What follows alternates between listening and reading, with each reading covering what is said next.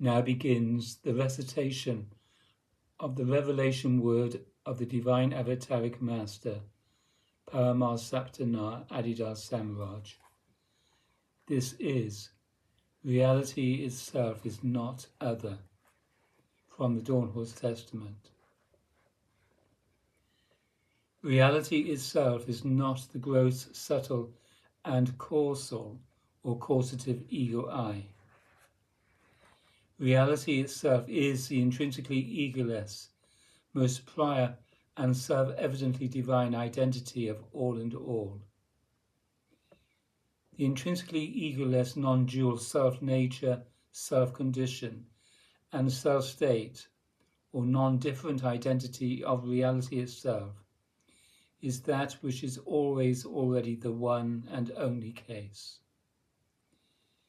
The intrinsically egoless non-dual self-nature, self-condition, and self-state of reality itself, most perfectly prior to and yet never excluding or separated from subject, object, cause, or effect, is that which must be realized. The apparent self, or separate and separative ego I, and its every object and indeed every cause and every effect must be transcendentally, egolessly, spiritually, and thus divinely self-recognized as, and thus and thereby transcended in, the one and only intrinsically egoless and intrinsically non-dual, or indivisible and non-separate, or non-different self-nature, self-condition, and self-state of reality itself. The apparent ego I and the apparent world are not themselves divine.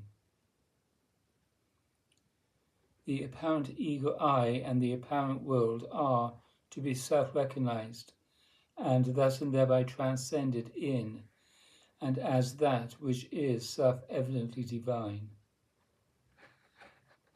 The apparent ego I and the apparent world are to be divinely self-recognized in and as reality itself. All false views are necessarily of the mind. Nevertheless, no right or correct view is itself reality itself, or truth itself. Indeed, mind itself is, in and of and as itself, the fundamental form and the root source of all false views. Mind is merely the egoic and psychophysical and entirely conditional mode of association with reality, whereas reality itself is intrinsically mindless and egoless, or always already prior to mind, or to the total body mind, and to the mind's presumed separate self. Mind is merely every presumed ego's method for figuring out reality.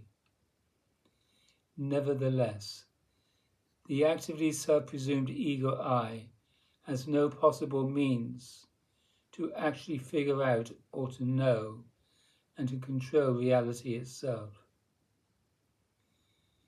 There is no point of view separate from reality itself. There is no point of view or ego I whereby reality itself can be inspected or known and controlled. There is no real and absolute other.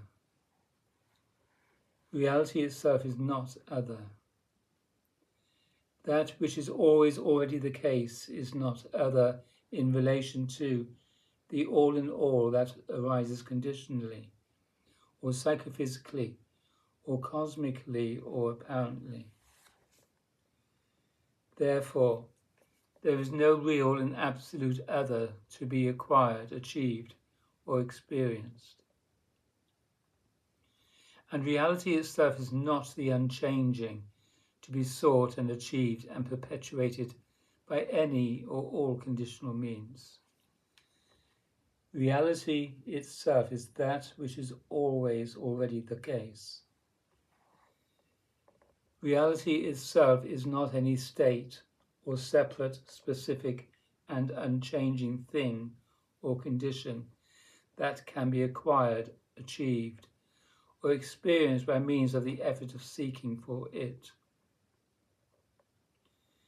The seeking effort to acquire, achieve, or experience a static condition or even an ultimate permanent state of any kind is both false and fruitless, and it is a constant generator of both disturbance and weakness in the comprehensive psychophysical or whole bodily sense and order of well-being. The ego I is not a static or separate, specific and unchanging thing or condition. The ego I is the root and constant, complex, effective act of the self and other defining avoidance of both the condition of relatedness and the conditions of relationship.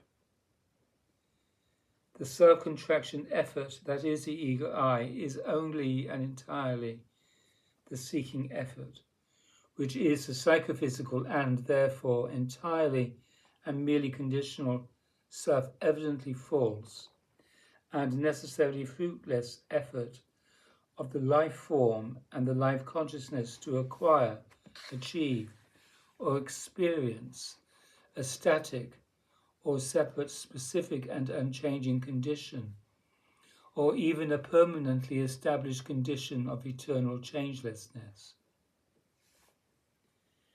Nevertheless, there is only an always conditional and always changing pattern, always emerging and changing and passing away, in the always both self-evident and inherently indefinable context or existence place of mere being, of that which is always already and not merely statically and separately the case. Therefore, only the intrinsically egoless disposition and total psychophysical attitude of prior or always already self-abiding or merely being in and as the prior or always already and very context of the always emerging and changing pattern is the right and inherently free basis for life in reality and truth. And this always already prior context of all the emerging pattern of changes is to be always already, or inherently and freely self-located as the constant base of constantly right, or unobstructed, fluid, inherently searchless, and altogether egoless participation in the always emerging and changing pattern. Whereas the search for the unchanging is merely a false adventure, based on a life-deluding failure to understand and thus to intrinsically transcend, rather than strategically or by ego effort, to merely seek to escape one's own activity and one's own false views. Da. This is, reality itself is not other. From the Dornhorst Testament. Here ends the recitation of the revelation word of the Divine Avataric Master, Paramal Saptanar Adidar Samraj.